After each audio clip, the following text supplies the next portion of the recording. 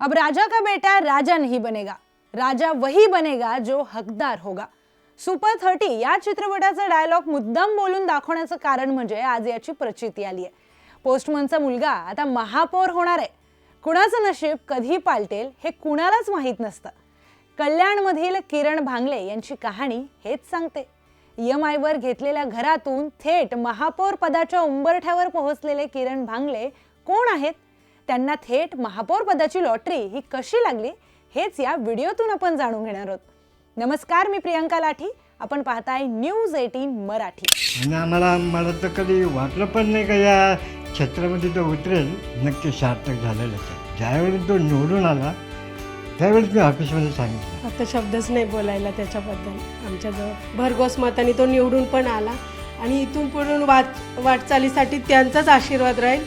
त्यांच्याच यांनी तो पुढे जाईल. स्वतःला असं काय वाटलं की हा काय चमत्कार आहे की मी बोलून चुकून म्हणजे असं काही मनीधानी काहीच नव्हतं, माझ्या पण नव्हतं. तर कहाणी आहे एका IT कंपनीमध्ये काम करणाऱ्या कर्मचाऱ्याची, जो आपल्या घराचं EMI भरण्यासाठी राबतोय.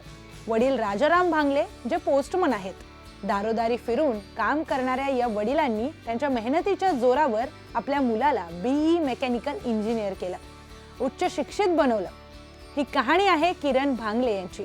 IT कंपनीमध्ये नोकरी, 9 to 5 नोकरी आणि क्रिकेटची जबरदस्त आवड असलेली एक सर्वसामान्य तरुण हा आहे.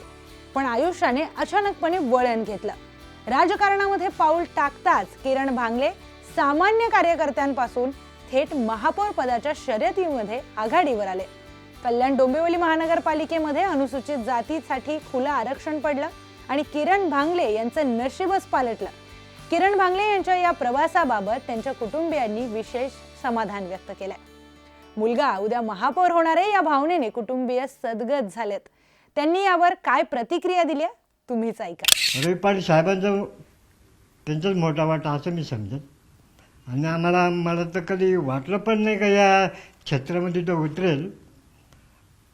या क्षेत्रात उतरला पण तो आणि आता तो महापौर देखील बनतोय. हो, त्या किती असं वाटतंय की आपण आयुष्यात जे 37 वर्ष काम केलं ते सार्थकी लागतंय. नक्की सार्थक झालेलंच आहे. डोळे पाणवले तुमचे काका. पण हा आनंद घरच्यांबरोबर तुम्ही शेअर केला. ऑफिसमध्ये जेव्हा मुलगा निवडून आला तेव्हा काय सगळी चर्चा होती? आता ऑफिसमध्ये ज्यावेळी तिकीट मिळालं तोपर्यंत मी काही सांगितलं नाही. ज्यावेळी तो निवडून आला त्यावेळेस मी ऑफिसमध्ये सांगितलं. तर सगळ्यांना आनंद झाला तिथे. कसं सेलिब्रेट केलं ऑफिसमध्ये? काय बोलले लोक? ऑफिसमध्ये बोलले त्याला एकदा घेऊनच ये म्हणे. मला वाटतं पूजा होती आमची 25 तारखेला पूजा होती ऑफिसतर्फे. ते बोलले होते म्हणे घेऊनच या म्हणे. पण म्हटलं नाही, म्हटलं बघू. पण आता जेव्हा तुम्ही जाल तिथे तेव्हा तुमचा मुलगा महापौर असेल. हो, ते म्हणतातच.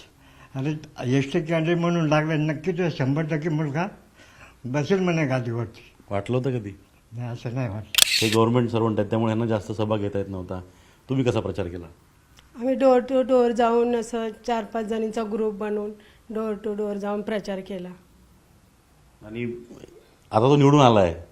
आधी चर्चा मैत्रिणीमध्ये असायची किंवा तुमच्या नातेवाईकांना असायची की किरण काय करतो, किती त्याला पगार आहे किंवा काय देतं, हे सगळ्या गोष्टी विचारण्यात येतील. आता काय सांगणार?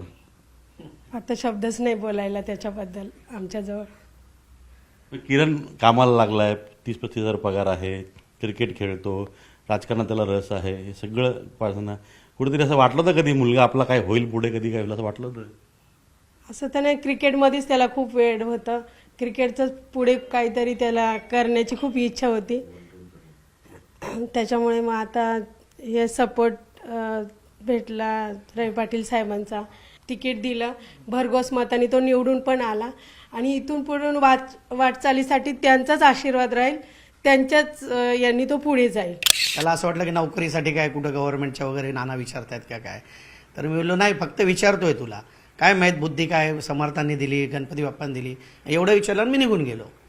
मी बोललो ठीक आहे, तयारीत राहा, एवढा एक शब्द वापरला मी आणि मी तसंच निघून गेलो. आणि त्याच्या नशिबात ST आरक्षण या ठिकाणी पडलं. आणि ST आरक्षण पडलं, तो दिवस देखील महत्त्वाचा होता. तो दिवस देखील गणपतीच्या बाप्पाचाच होता. आणि ज्या दिवशी मी बोललो त्या दिवशी बोललो आणि तो नगरसेवक पदासाठी या ठिकाणी एक SC आणि एक ST हे 2 तरुण मुलं, रुपेश सपकाळ आणि किरण भांगले दोन्ही तरुण होते आणि इतर दोन्ही तरुण येत आहेत, महिला पण आमच्या दोन्ही तरुण आहेत. ह्या सगळ्या परिस्थितीमध्ये मला स्वतःला असं काय वाटलं की हा काय चमत्कार आहे की मी बोलून चुकून, म्हणजे असं काही मनी काहीच नव्हतं, माझ्या पण नव्हतं, आणि अचानक मी बोलून गेलो. आणि जेव्हा हे XTचा नगरसेवक तो झाला आणि मग असं एक कानोसा होता की तुमच्या इकडे 5-6 महापालिकांच्या मध्ये एक आरक्षण STचं पडू शकतं, अशी एक कानोसा होता छोटासा.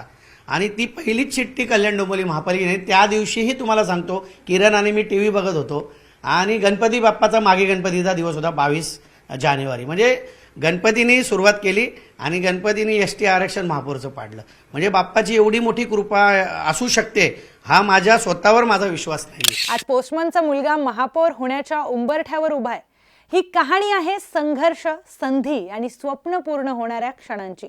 तुम्हाला ही कहाणी कशी वाटली कमेंटमध्ये आपल्या भावना नक्की व्यक्त करा आणि अशाच अधिक व्हिडिओजसाठी पाहत रहा News 18 मराठी.